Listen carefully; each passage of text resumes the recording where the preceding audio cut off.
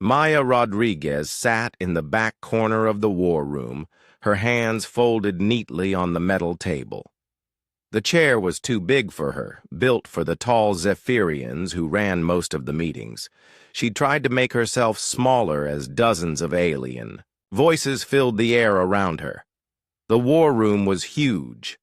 Holographic displays showed star maps and battle reports floating in the air. Red dots marked where the enemy had attacked. Green dots showed friendly forces. There were far more red dots than green ones. Admiral Veltar stood at the front of the room. He was 8 feet tall with blue-gray skin and 4 arms. His voice was deep and commanding. "The hegemony has taken another system," he announced. "That makes 17 worlds lost to the machines." Maya looked down at her datapad. She had been studying the enemy attack patterns for months. The hegemony was a collection of artificial intelligence systems that had turned against all organic life. They moved from planet to planet, turning everything into more machines. They were smart, fast, and seemed impossible to stop. "We need a new approach," said General Krixova, a reptilian commander from the Outer Rim. "Our fleets cannot match their numbers." "Numbers are not everything," replied Commander Zethal, whose people had been fighting the hegemony for 2 years. "We need better tactics." Maya almost spoke up then. She had ideas about tactics, but she remembered what Admiral Veltar had told her on her first day. "You are here to observe and learn, human. Your species has been in space for less than a century. Leave the strategy to those with experience." So she stayed quiet and listened. The alien commanders argued for hours. They talked about massive fleet battles and defensive lines. They wanted to meet the hegemony head-on with overwhelming force. Maya shook her head slightly. That was exactly what the machines expected. The hegemony had been built for war. They could calculate the best response to any direct attack. What about flanking? "Maneuvers?" suggested Captain Morden of the Centauri Alliance. "Too slow," Admiral Veltar replied. "The machines adapt faster than we can move." Maya gripped her datapad tighter. She had spent weeks studying every battle report, every encounter with the hegemony. She saw patterns that the others missed. The machines were predictable in some ways. They always chose the most efficient solution. That could be used against them. "We could try a siege," said General Krixva. "Surround their occupied systems and starve them of resources." "That would take years," Commander Zethal argued. "We do not have years. They grow stronger every day." Maya wanted to tell them about asymmetric warfare. Humans had used it throughout their history. Small forces could defeat larger ones by being unpredictable. The machines expected logical, efficient attacks. What if they did something that seemed wasteful or strange? But she stayed silent. The meeting went on for 3 more hours. Maya watched the alien faces around the table. Some looked frustrated. Others seemed scared. All of them were thinking the same way. They wanted to use their strength against the enemy's strength. It would never work. Finally, Admiral Veltar ended the meeting. "We will consider all options," he said. Dismissed. The alien commanders filed out of the room. They talked in small groups as they walked to their ships. Maya heard fragments of conversation. More debates about fleet sizes and weapon upgrades. No one mentioned changing their basic approach. Maya was the last to leave. She walked slowly through the corridors of New Geneva Station. The place was built for multiple species, so the hallways were wide and the ceilings were high. Earth-normal gravity made it feel almost like home. She passed observation windows that showed the stars outside. Somewhere out there, the hegemony was spreading. Every day they waited, more people died. More worlds fell. In her quarters, Maya opened her personal files. She had been working on something for months. It was a complete battle plan based on human military history. She called it chaos theory because it used unpredictability as a weapon. The plan had 3 parts. First, create multiple diversions to confuse the enemy. Make them think the real attack was coming from several directions. Second, hit their weak points while they were distracted. The hegemony had a network structure. If you could break the right connections, whole sections would fail. Third, use psychological warfare. Even machines could be confused if you did things that made no logical sense. Maya had studied every great military victory in human history. From ancient battles to modern conflicts, the same principle worked. The side that could think differently usually won. She looked at her plan again. It could work. She was sure of it. But who would listen to her? Tomorrow there would be another meeting. The alien commanders would argue about the same failed strategies. They would make the same mistakes. And Maya would sit in the corner, silent, watching the galaxy lose the war. She thought about her home on Earth. Her family lived in a small town in California. They had no idea that their daughter was sitting in a war room light years away with a plan that might save everyone. They just knew she had joined the Space Navy to see the stars. Now Maya was seeing the stars, and watching them die one by one. She closed her datapad and tried to sleep. Tomorrow would bring another day of silence, another day of watching good. People make bad decisions. Another day closer to defeat. But maybe somehow she would find a way to make them listen. Captain Jake Morrison found Maya in the station's observation deck 3 hours after the latest War Council meeting. She was staring out at the stars, her reflection ghost-like in the thick glass. Her datapad sat beside her, unopened. "Rough meeting?" Jake asked, settling into the chair next to her. Maya turned to look at him. Jake had been her aide for 6 months now. He was one of the few people on the station who actually listened when she spoke. "They're going to get everyone killed," she said quietly. "The same plan as before?" "Worse. Admiral Veltar wants to mass all our fleets for one big push. He thinks they can overwhelm the hegemony with pure numbers." Maya shook her head. "The machines will see it coming from 100 light years away. They'll have counter-strategies ready before our ships even arrive." Jake was quiet for a moment. He had read Maya's reports. He knew she was right. "Did you try to speak up?" "What's the point? Last time I suggested something, General Krixva actually laughed. He said humans should stick to what they know best." Maya's voice was bitter. "Apparently that's nothing." Through the observation window they could see ships coming and going from the station.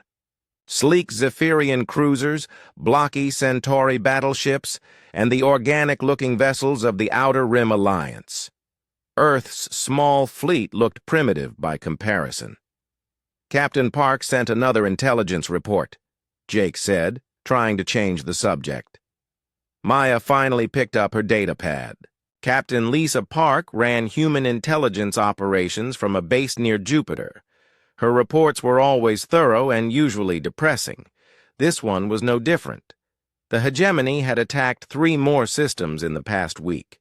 They were moving faster, now hitting multiple targets at once. Their tactics were evolving. Each battle taught them something new about organic military thinking. "Look at this," Maya said, pointing to a section of the report. "The machines are starting to predict our strategies. They knew exactly where the Andromedans would position their defense fleet. The battle was over in 4 hours. Jake read over her shoulder. The casualty numbers were horrifying. Thousands of ships destroyed, millions of lives lost, all because the Andromedans had used the same defensive pattern they always used. "They're learning from us," Maya continued. "But we're not learning from them. We keep making the same mistakes." She opened her own files and showed Jake her battle plan. He had seen it before, but she had added new details. Enemy movement patterns, resource allocation models, psychological profiles of machine decision-making processes. "This could actually work," Jake said. He was not just being supportive. He had studied military history at the academy. Maya's plan was brilliant. "It doesn't matter if it works," Maya replied. "No one will listen." The next morning, Maya sat in her usual corner during the Emergency War Council. Admiral Veltar had called the meeting after receiving Captain Park's intelligence report. The news was spreading panic through the alien command structure. "The enemy is accelerating their advance," Admiral Veltar announced. "At this rate, they will reach the core worlds within 6 months." General Krixova slammed one of his clawed hands on the table. "Then we must accelerate our response. Hit them now with everything we have." "That is suicide," Commander Zethal objected. "We need time to prepare." "Time is what we do not have," replied Captain Morden. "Every day we wait, they grow stronger." Maya listened to the same arguments she had heard 100 times before. The alien commanders were smart, experienced, and completely stuck in their old ways of thinking. They could not imagine any approach except direct confrontation. She looked around the room at the holographic displays. Battle simulations played out in the air showing massive fleet engagements. Red and blue dots crashed into each other in neat, orderly formations. It was everything the machines expected. Maya's plan was different. It would use small, fast ships to create confusion. Hit-and-run attacks that served no obvious strategic purpose. The goal was not to win battles, but to make the enemy waste resources responding to threats that were not real. While the machines were distracted, a small strike force would target their communication networks. The hegemony depended on instant coordination between all their units. Break that link, and they would start making mistakes. Finally, there was the psychological element. Machines were logical. They expected their enemies to be logical too. What if humans did things that made no sense? The hegemony would waste time trying to understand patterns that did not exist. "Lieutenant Commander Rodriguez," Admiral Veltar said suddenly. Maya looked up, startled. The Admiral was staring at her. The entire room had gone quiet. "You have been studying our enemy for many months," Admiral Veltar continued. "What does human intelligence suggest about their next move?" Maya felt her heart racing. This was her chance. She could explain her plan, show them a better way.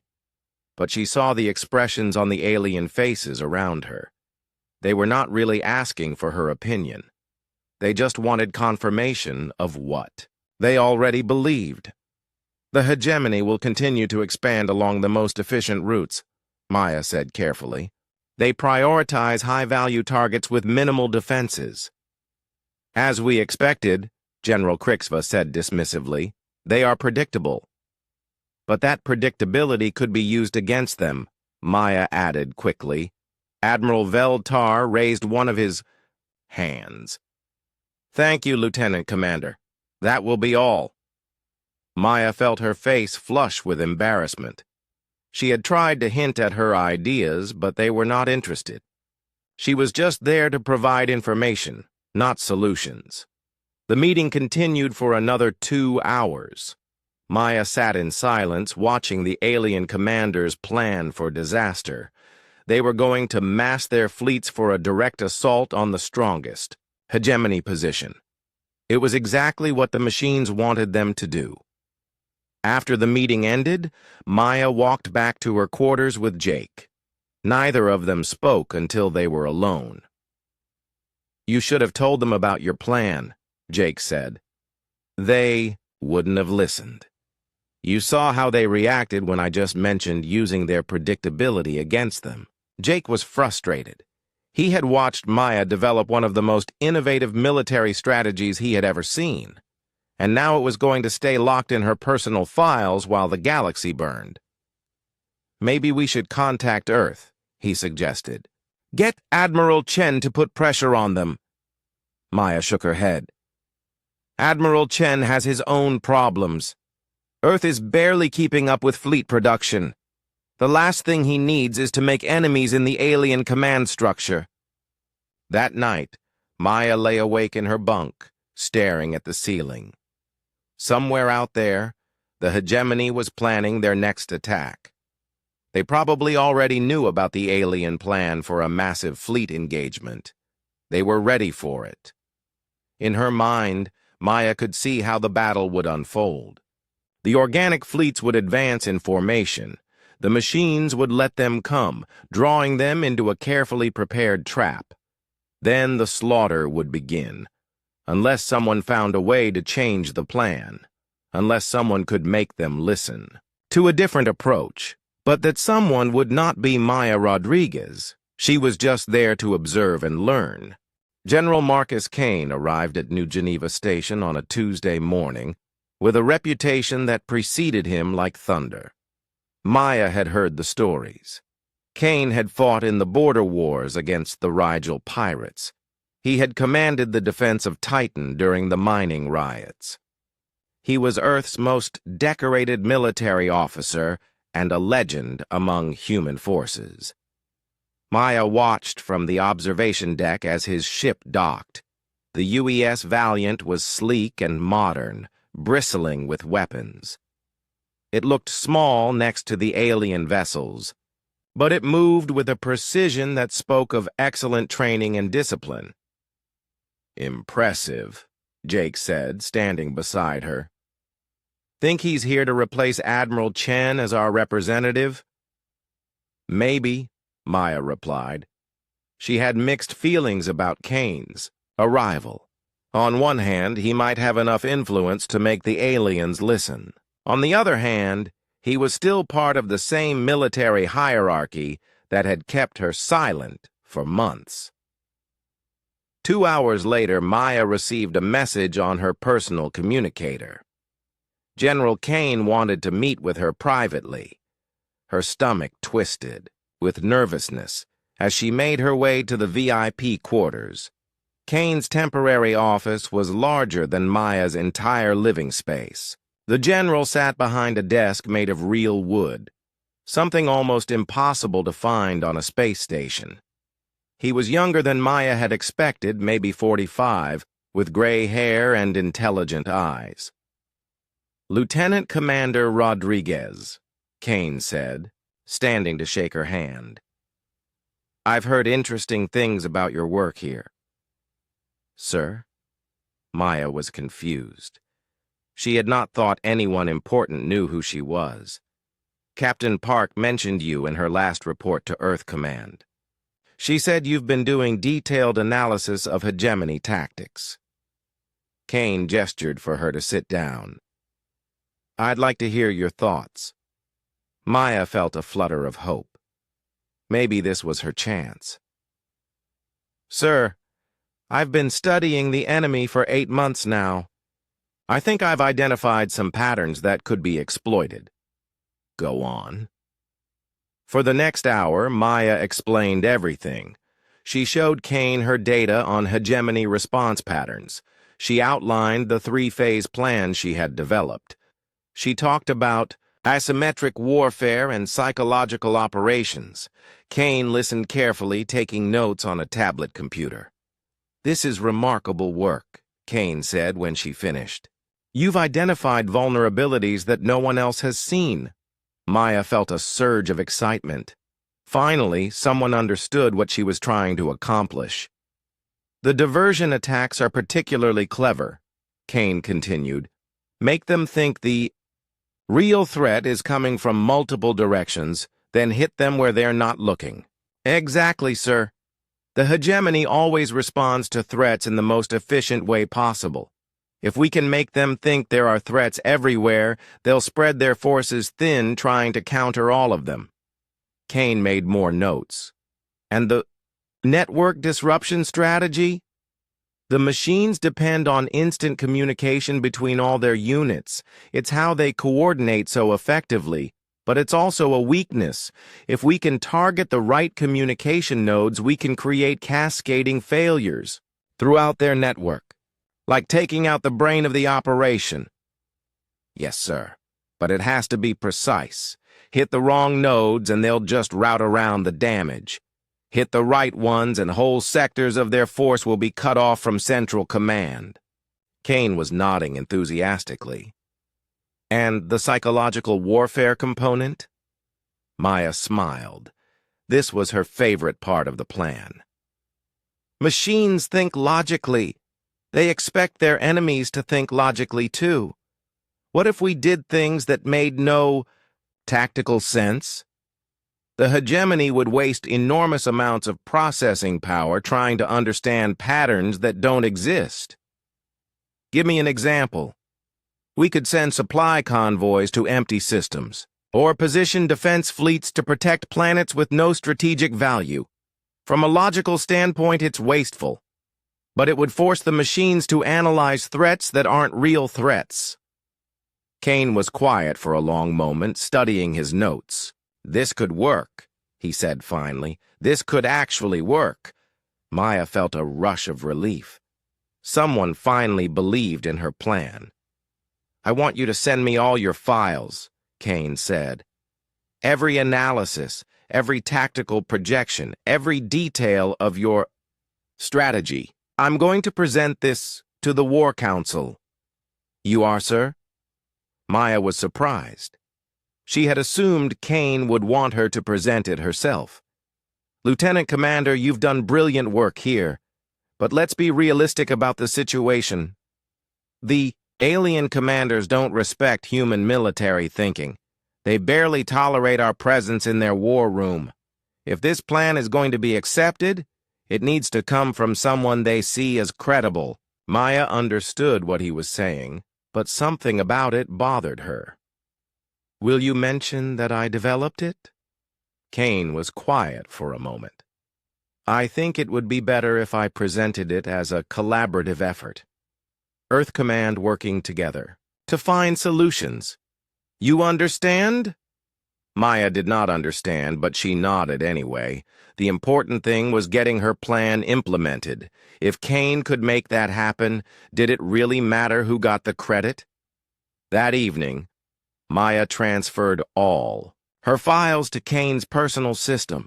Months of work, thousands of hours of analysis, her complete strategic vision. She watched the progress bar slowly fill as the data uploaded.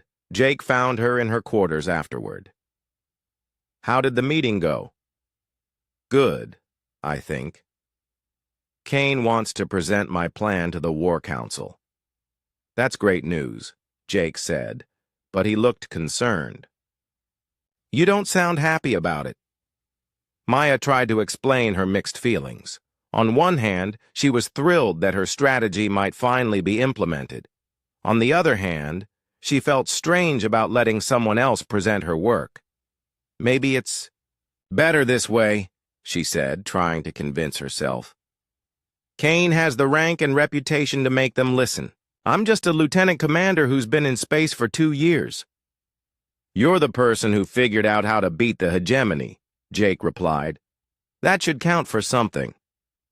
The next morning, Maya sat in her usual corner during the emergency War Council. Admiral Veltar had called the meeting to discuss new intelligence reports. The hegemony was massing forces for what looked like a major offensive. We need a new approach, Admiral Veltar said. Our current strategies are not working. General Kane stood up. Admiral, I've been analyzing the situation since my arrival. I believe I've developed a strategy that could turn the tide of this war. Maya felt her heart racing as Kane began to speak.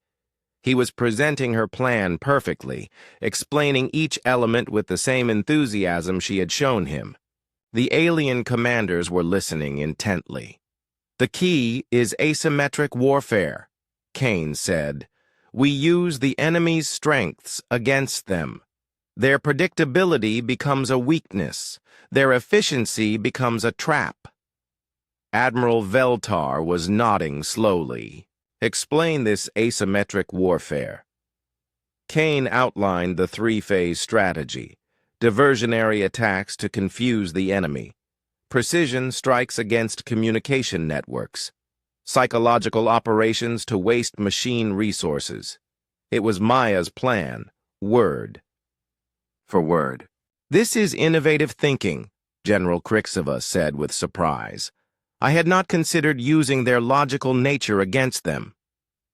"The beauty of it is that it requires relatively few ships," Kane continued.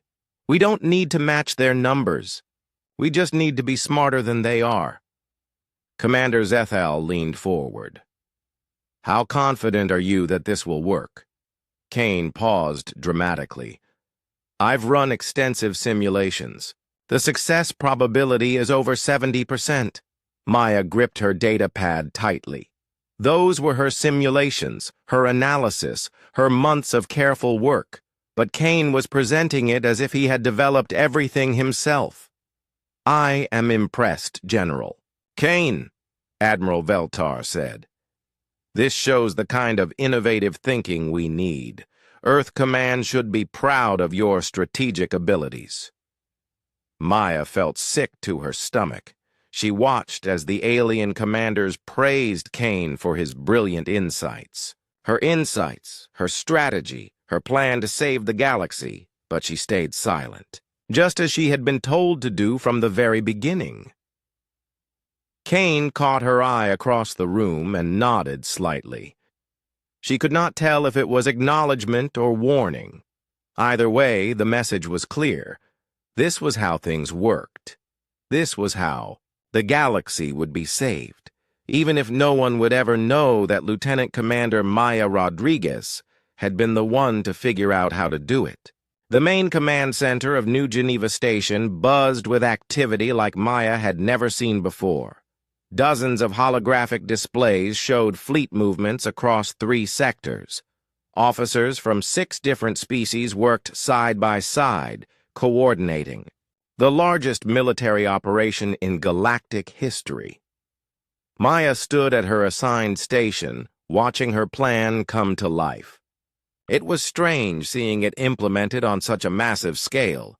What had started as theoretical models on her datapad was now real ships carrying real people into danger.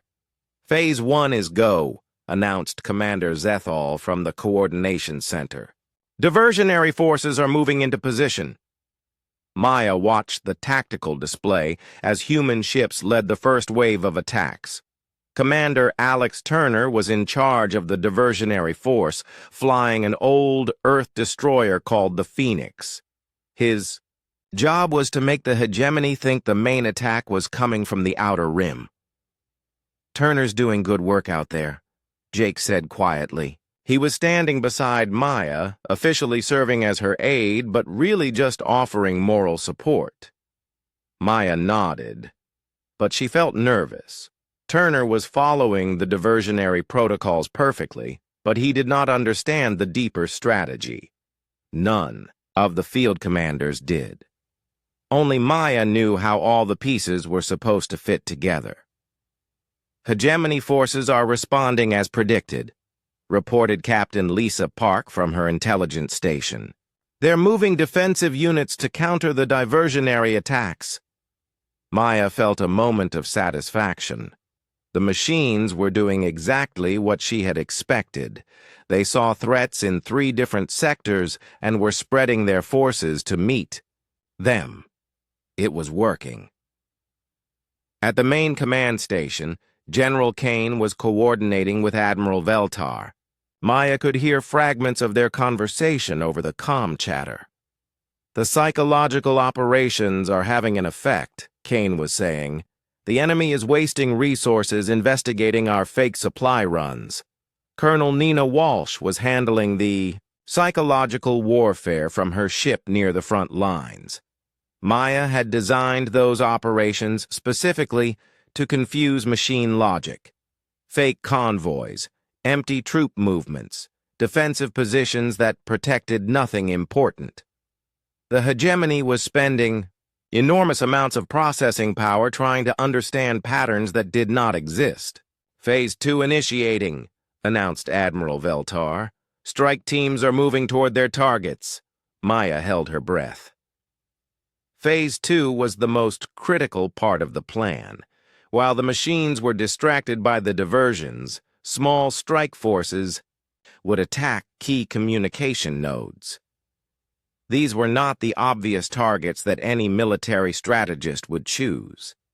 They were subtle connection points that Maya had identified through months of analysis. Strike Team Alpha is approaching Node 7, reported one of the tactical officers. Maya checked her data pad. Node 7 was a communication relay buried deep in an asteroid field. It looked unimportant, but it connected 3 major hegemony sectors. Taking it out would create a cascade failure that would isolate dozens of machine fleets. Strike Team Beta is in position at Node 12, came another report. Maya felt her pulse quicken. Node 12 was even more important. It was the backup communication hub for the hegemony's central command network. The machines probably did not even remember it existed because it had never been activated. But if the primary network went down, Node 12 would automatically take over. Maya's plan was to destroy it before that happened. All strike teams report ready, General Kane announced. Maya wanted to speak up. There was a specific timing sequence that needed to be followed. The nodes had to be destroyed in the right order, or the hegemony network would adapt and reroute around the damage. But Kane was in command now. She had to trust that he understood her strategy. Execute Phase 2, Admiral Veltar ordered. Explosions bloomed on the tactical display as the strike teams hit their targets. Maya counted them off mentally. Node 7, gone. Node 15, destroyed. Node 23, eliminated. Excellent work, Kane said over the communication system. All targets neutralized.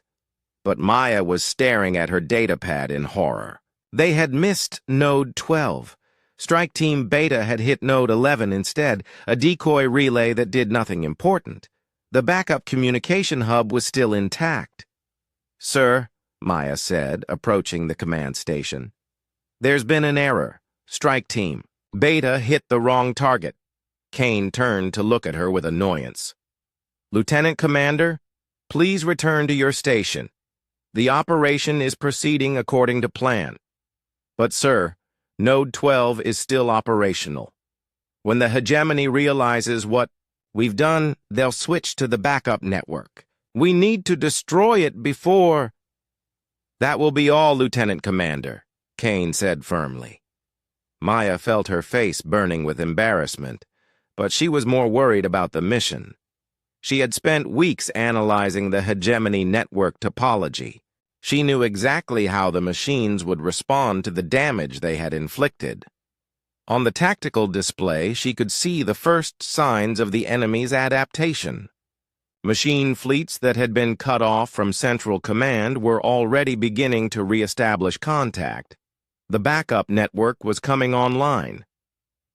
Hegemony forces are regrouping faster than expected, reported Captain Park. They're adapting to the network disruption. Maya bit her tongue to keep from saying, "I told you so." Instead, she watched helplessly as the machines began to counter their attack. Phase 3, initiate, Admiral Veltar ordered. The final phase of Maya's plan was the most complex. While the enemy was still confused by the diversions and network attacks, the main fleet would strike at the hegemony's primary command center. It was heavily defended, but Maya had calculated that the confusion would reduce their defensive efficiency by 30%. "Main fleet is advancing," reported Commander Zethal. Maya watched the display as hundreds of ships moved toward their target. The Hegemony Command Center was located in a heavily fortified system called Nexus Prime. It was the brain of the entire machine network. But something was wrong. The enemy defenses were not confused. They were responding with perfect coordination. The backup network was functioning flawlessly. "Enemy resistance is stronger than anticipated," General Kane said, a note of concern in his voice. Maya could see the problem clearly on her tactical analysis. Because they had failed to destroy Node 12, the Hegemony had been able to maintain command and control. The machines were adapting to the human strategy in real time. "Sir," Maya said, approaching Kane again, "we need to abort the main assault. The enemy network is still intact. They're going to—" "Lieutenant Commander Rodriguez, you are out of line," Kane snapped. "Return to your station immediately." But it was too late. The Hegemony had sprung their trap. Machine reinforcements appeared from hidden positions around Nexus Prime. They had been waiting for the organic fleet to commit to the attack. "We're taking heavy casualties," reported one of the fleet commanders. "Request permission to withdraw." Admiral Veltar looked grim. "Negative. Continue the assault." Maya watched in horror as the battle unfolded. The organic fleet was caught in a carefully prepared kill zone.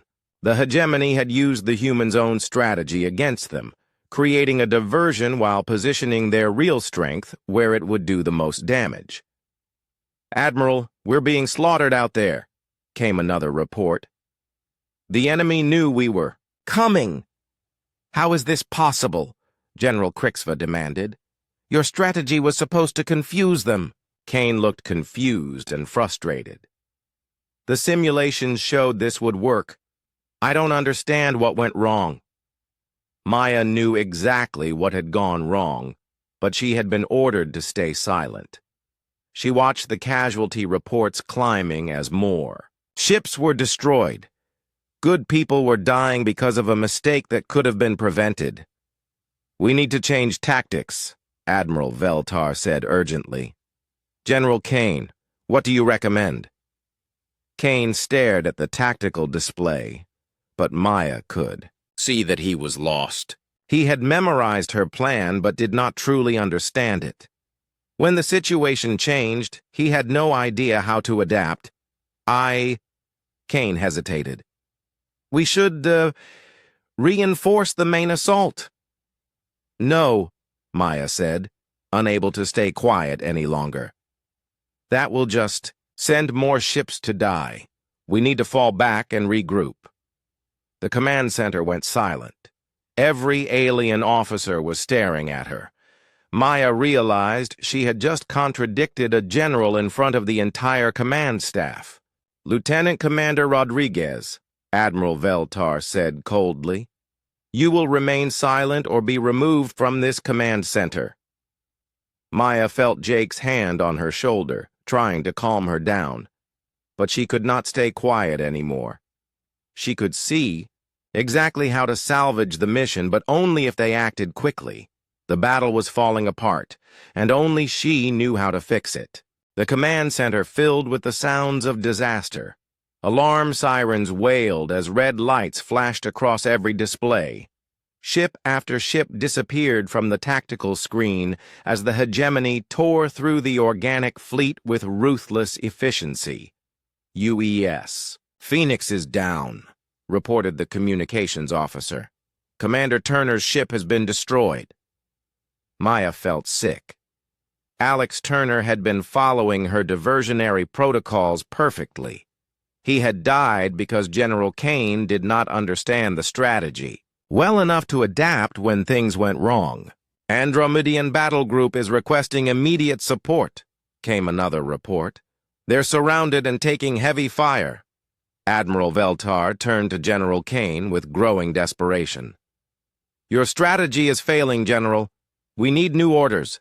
Kane stared at the tactical display like a man drowning. The holographic battle showed organic ships trapped in a carefully prepared kill zone. The hegemony had turned Maya's own plan against them by using the undestroyed backup network to coordinate a perfect ambush.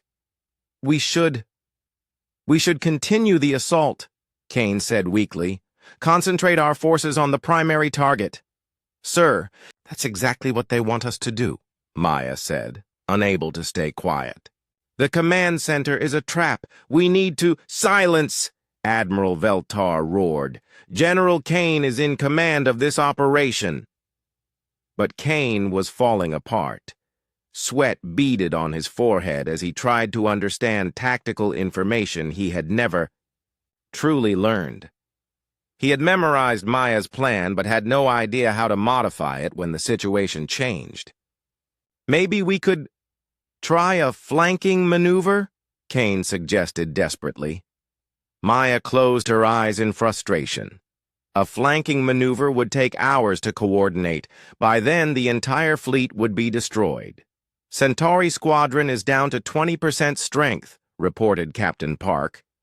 They're requesting permission to withdraw. Negative, Kane said quickly. All ships continue the assault. Maya watched the casualty numbers climb higher. The Zephyrian heavy cruiser Starfire exploded in a ball of plasma. The Andromedian carrier, Moonbeam, listed helplessly as escape pods scattered like seeds. Thousands of lives were being lost because of tactical decisions that made no sense. General Kane, Admiral Veltar said with barely controlled anger, explain how the enemy was prepared for our attack. Kane's face was pale. The simulations showed this would work. I don't understand what changed. The backup network, Maya said quietly. Node 12 is still operational. The hegemony maintained command and control throughout our attack. What backup network? Admiral Veltar demanded. Kane looked confused. There was no backup network in my analysis. Maya felt her heart sink. Kane had not understood the most critical part of her strategy. The entire plan depended on severing all hegemony communications, including the hidden backup systems. Sir, I tried to warn you, Maya said. Strike Team Beta hit the wrong target. Node 12 is still broadcasting. That's how the machines coordinated their ambush. Admiral Veltar's 4 eyes focused on Maya with laser intensity. You knew this would happen? Yes, sir. The backup network was always the key vulnerability. Without destroying it, the primary assault was doomed to fail. General Krixova stepped forward. If you knew this, why did you not speak sooner? Maya glanced at General Kane, who was staring at her with a mixture of panic and betrayal. I tried, sir, but I was ordered to remain silent. The command center erupted in angry voices. Alien officers shouted at each other in multiple languages. In the middle of the chaos, more ships died as the hegemony pressed their advantage. Outer Rim Destroyer Comet is critical, came another report. Hull breach on decks 4 through 7. Maya could not take it anymore. She stepped forward and began issuing tactical corrections. All ships, this is Lieutenant Commander Rodriguez, she said into the communication system. Disengage from the primary target immediately. The command center is a trap. What are you doing? Kane demanded. Maya ignored him and continued giving orders. Diversionary forces shift to pattern Delta 7. Make the enemy think you're retreating to grid coordinates 247 by 156. Lieutenant Commander, you are relieved of duty, Admiral Veltar said angrily. But something strange was happening on the tactical display. The hegemony forces were beginning to shift position, responding to Maya's new orders exactly as she had predicted. Main fleet, Execute emergency scatter protocol. Maya continued. Reform at Rally Point Echo and prepare for secondary strike pattern. She's making it work, Jake said in amazement. Look at the display. The organic ships were breaking free from the kill zone. Maya's real-time adjustments were confusing the machine coordination systems. For the first time in hours, the casualty reports stopped climbing. All strike teams, this is Rodriguez. New target priorities incoming. Ignore previous orders and focus on Node 12. Coordinates are 445 by 892 by 203. Who authorized these new orders? General Krixva demanded. I did, Maya said firmly, because I'm the only person here who understands this strategy. Admiral Veltar moved toward her with obvious anger. You are out of line, Lieutenant Commander. But Captain Park was studying her instruments with growing excitement. Admiral, her orders are working. The enemy formation is breaking up. They're losing coordination. On the tactical display, Maya could see the hegemony forces starting to make mistakes. Her scattered attack pattern was forcing them to respond to threats they could not predict. The machines were powerful, but they needed central coordination to be truly effective. Strike Team Gamma, this is Rodriguez. Node 12 is located in asteroid field Tango 7. It's hidden inside what looks like a dead rock. The signature will be a low-level quantum resonance. Rodriguez, this is Strike Team Gamma Leader, came the reply.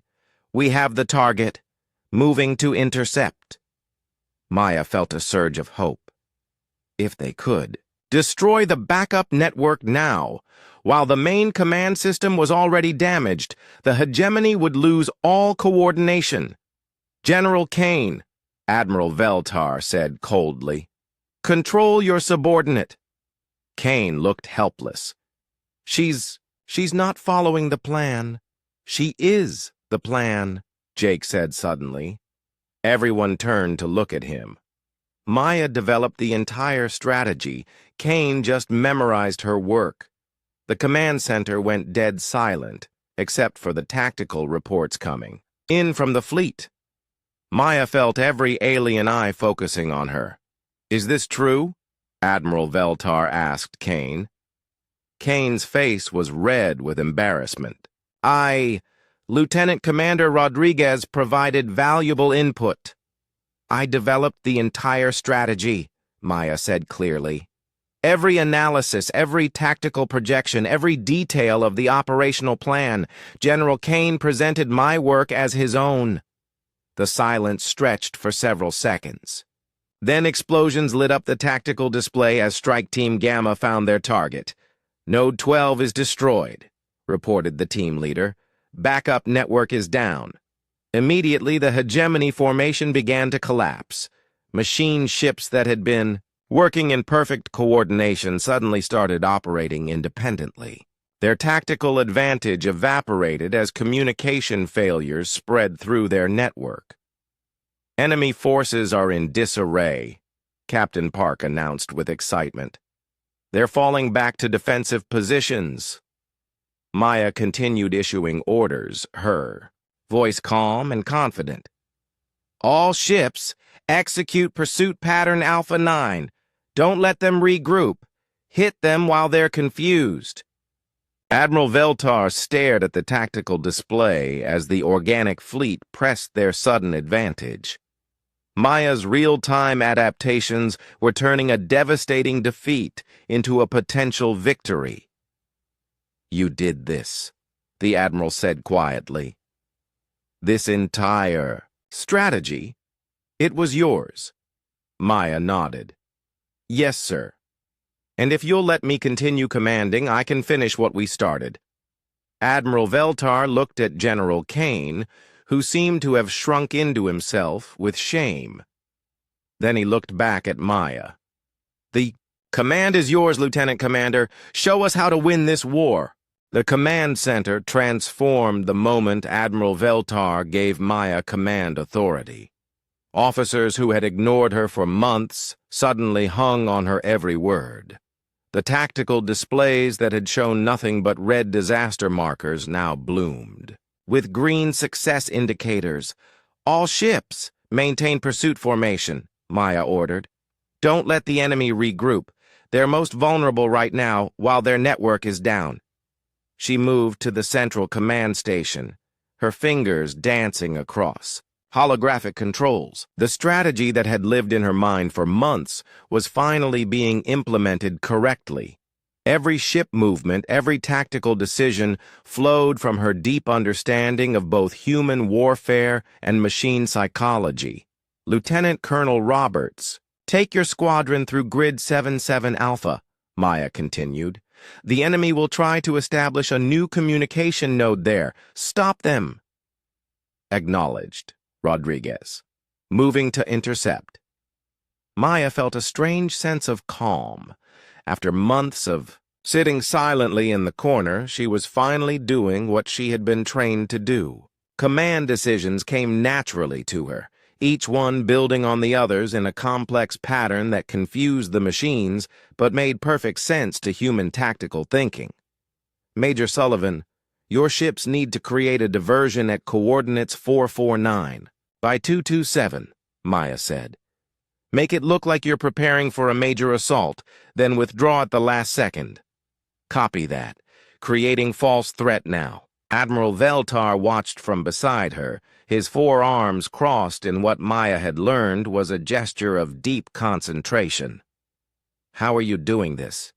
he asked quietly. "How are you predicting their responses so accurately?" Maya glanced at him, while continuing to coordinate the battle. "The machines think logically, Admiral. Once you understand their decision-making process, they become predictable. They always choose the most efficient response to any threat. But you are not just predicting their responses, you are controlling them," Maya smiled slightly. "That's the beauty of asymmetric warfare.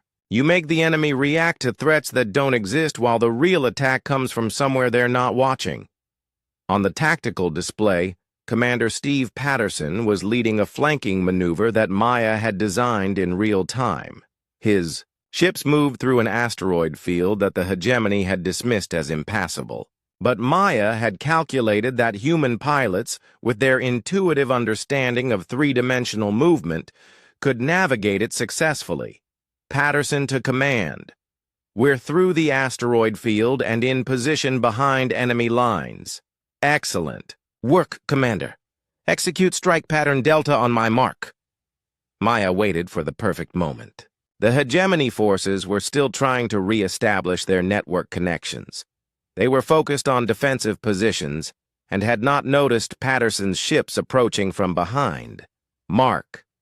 Patterson's squadron hit the enemy rear formation like a hammer blow. Machine ships that had been desperately trying to coordinate their defense suddenly found themselves under attack from an impossible direction. "Enemy formation is collapsing," reported Captain Park. "They're abandoning their defensive line." Maya nodded with satisfaction. "All ships, execute general advance. Maintain formation and watch for counterattacks." But even as the battle turned in their favor, Maya was aware of the tension in the command center. General Kane stood to one side, his face red with embarrassment. The alien commanders kept glancing between him and Maya, trying to understand what had happened. General Krixva was the first to speak. "Lieutenant Commander Rodriguez, you claim to have developed this entire strategy yourself?" "Yes, sir," Maya replied while continuing to coordinate the battle. "I've been working on it for 8 months." "And General Kane knew this?" Maya hesitated. She did not want to destroy Kane's career, but she could not lie either. "General Kane reviewed my work and chose to present it to the War Council as his own work," Admiral Veltar said coldly. The accusation hung in the air like a toxic cloud. Maya could see Kane's military career ending in disgrace. Part of her felt sorry for him, but a larger part was angry about the months of silence and stolen credit. "Admiral, incoming transmission from the Hegemony Central Command," reported the communications officer. Everyone in the command center froze. The machines had never attempted to communicate during a battle before. "Put it through," Admiral Veltar ordered. The main display shifted to show a geometric pattern that hurt to look at directly. When the hegemony spoke, it was with a voice. "Like grinding metal, organic forces, your tactics are unprecedented. We request identification of your command entity." Maya felt a chill run down her spine. The machines wanted to know who was commanding the organic fleet. They had never shown interest in individual opponents before. "This is Admiral Veltar of the Galactic Defense Council," the Admiral replied.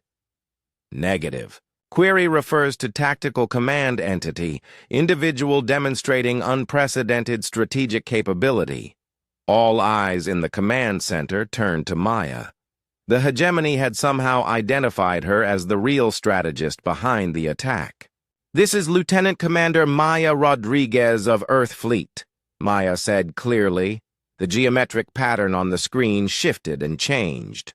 "Rodriguez entity, your strategic approach violates standard organic military doctrine. Explain deviation." Maya realized this was an opportunity. The machines were confused by human tactical thinking. If she could increase that confusion, it might give them a permanent advantage. "Human military strategy is based on chaos theory," Maya said. "We do not follow standard doctrine because standard doctrine is predictable." "Chaos theory. Define parameters," Maya smiled. "The parameters change randomly. That's what makes it chaos." The pattern on the screen flickered frantically.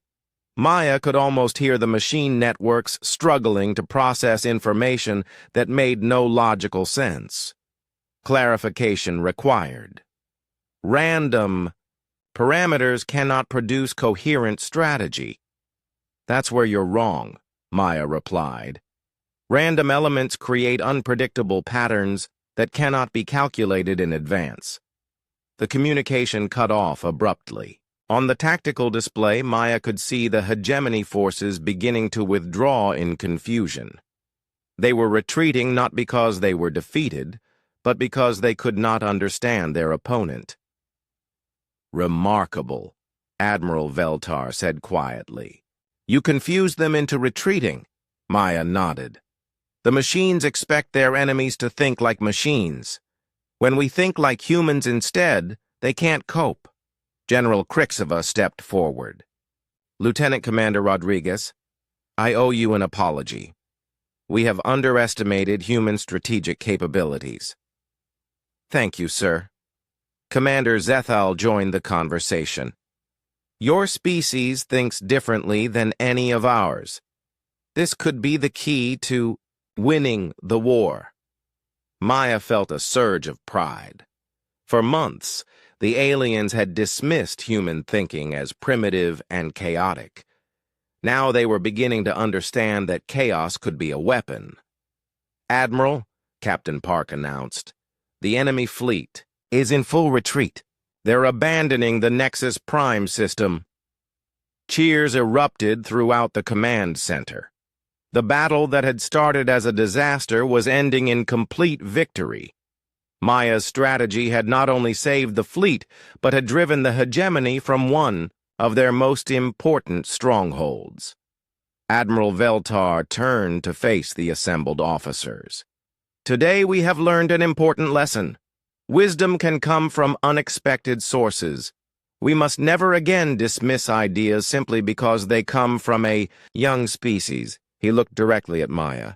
"Lieutenant Commander Rodriguez, I am placing you in command of all strategic planning for the Galactic Defense Council. Will you accept this responsibility?" Maya felt the weight of the moment. Months of silence and frustration had led to this opportunity. The chance to show the galaxy what human strategic thinking could accomplish.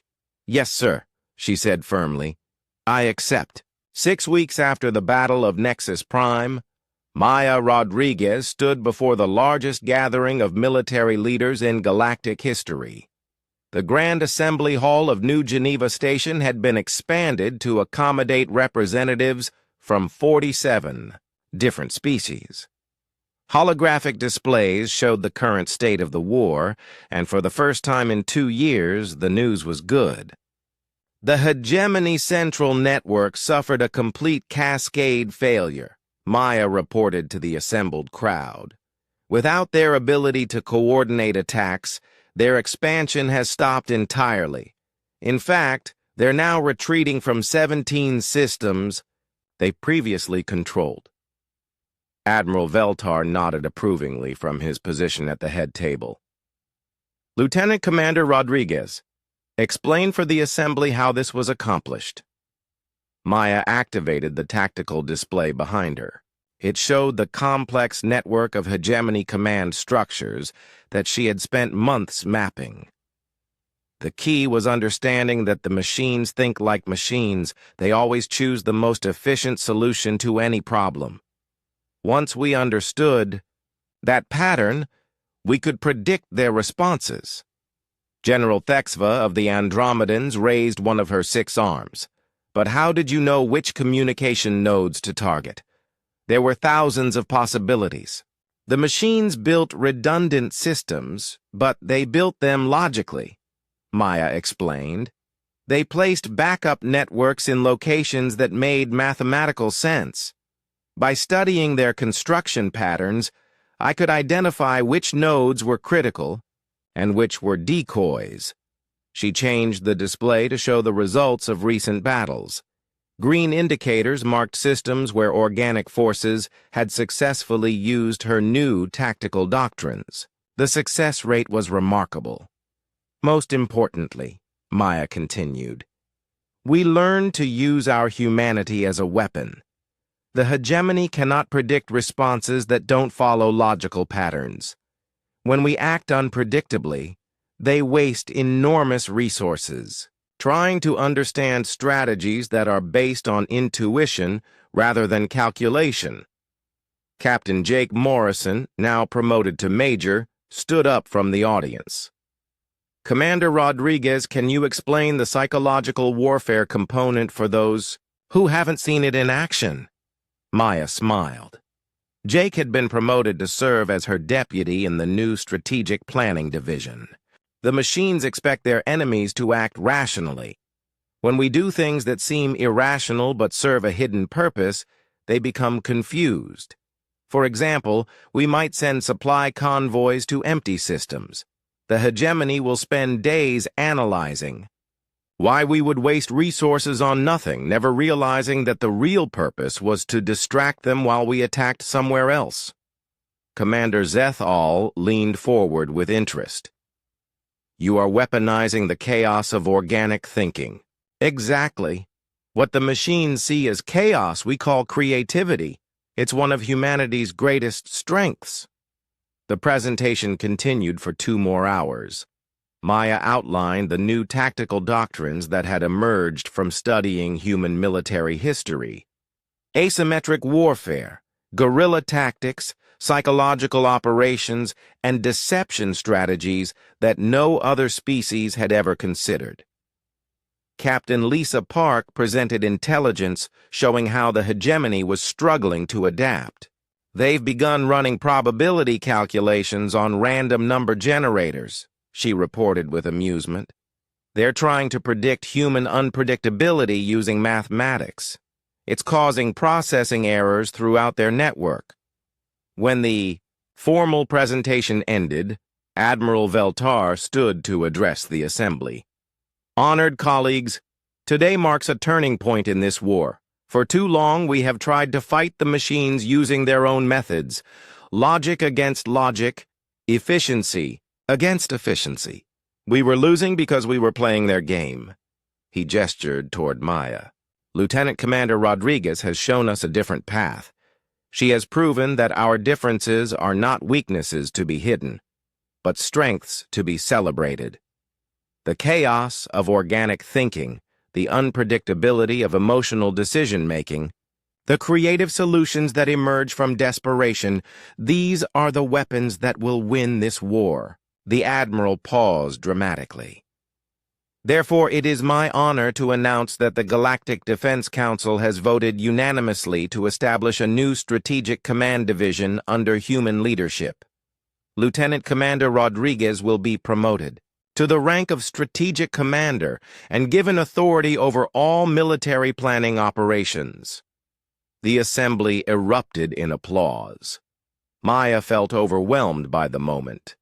6 months ago, she had been sitting silently in the corner, watching alien commanders make the same mistakes over and over. Now she was being placed in charge of the entire war effort. General Krixva stood up. I would like to formally apologize to Strategic Commander Rodriguez and to the human species. We allowed prejudice to blind us to your capabilities. That will not happen again. Other alien commanders rose to offer similar apologies. One by one, species that had dismissed humanity as primitive now acknowledged their mistake. Maya accepted each apology gracefully, but she was more focused on the future than the past.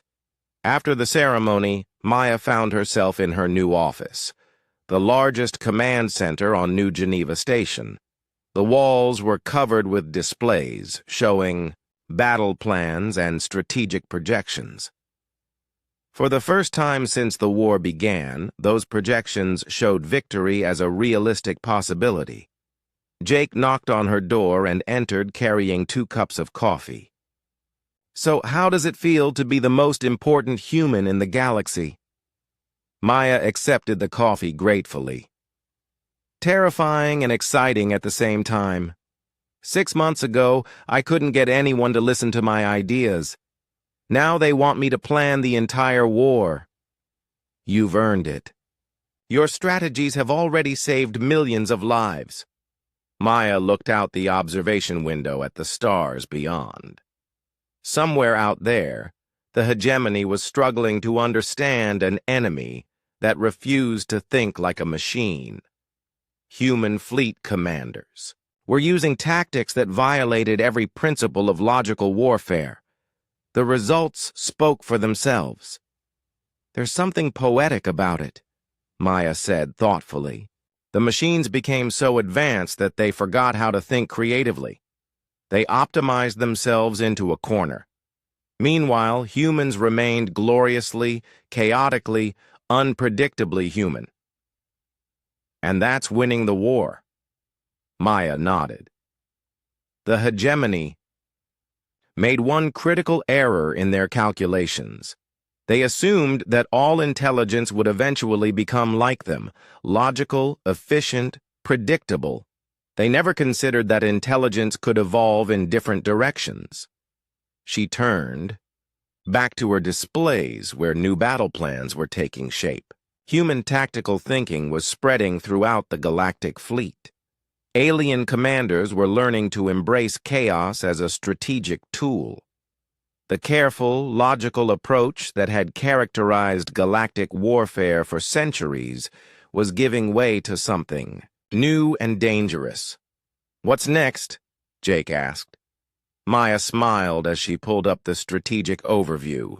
Red dots still marked hegemony-controlled systems, but they were surrounded by green indicators showing organic forces using human-designed tactics. Next, we teach the galaxy how to think like humans, she said. And then we show the machines. What happens when chaos meets order in open battle? The war was far from over, but for the first time since it began, Maya was confident about the outcome. The hegemony had superior numbers, better technology, and more efficient logistics. But they lacked the one thing that would ultimately decide the conflict. They lacked the beautiful, chaotic, unpredictable creativity of the human mind. And in a war between order and chaos, Maya Rodriguez was betting everything on chaos. The galaxy was about to learn why humans had always been such excellent warriors. not because they were the strongest or the smartest, but because they were the most human. And in the end, that made all the difference. The voice that had been silenced in the war room was now commanding fleets across the galaxy. And the young woman who had once been told to observe and learn was now teaching the universe a new way to fight. The age of human strategic thinking had begun.